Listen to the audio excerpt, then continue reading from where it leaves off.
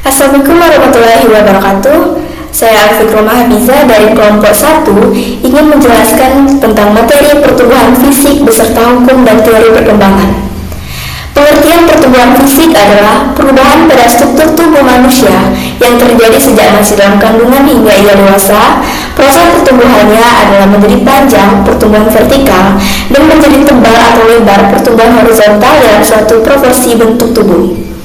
Faktor-faktor yang mempengaruhi pertumbuhan fisik ada dua.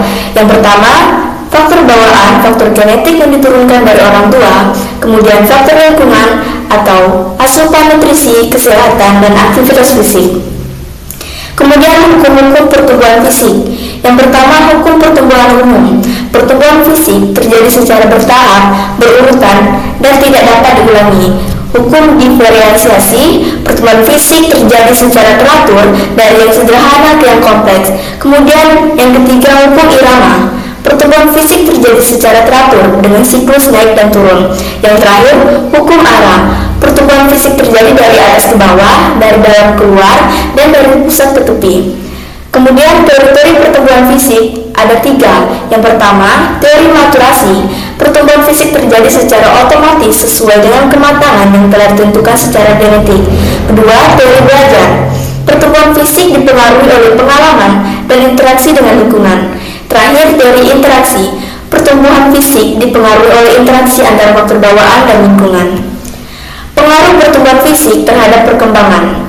Pertumbuhan fisik memiliki pengaruh yang signifikan terhadap perkembangan individu. Pertumbuhan fisik yang optimal akan mendukung perkembangan individu secara keseluruhan, baik fisik, kognitif, maupun emosional. Pertumbuhan fisik yang optimal akan memudahkan anak untuk belajar berjalan, berbicara, dan bersosialisasi. Kemudian, pertumbuhan fisik yang optimal akan meningkatkan kepercayaan diri dan harga diri individu.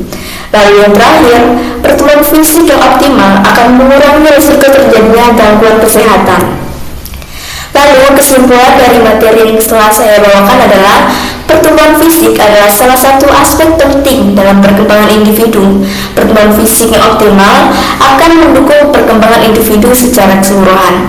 Baiklah, itu saja penjelasan dari saya. Wassalamualaikum warahmatullahi wabarakatuh.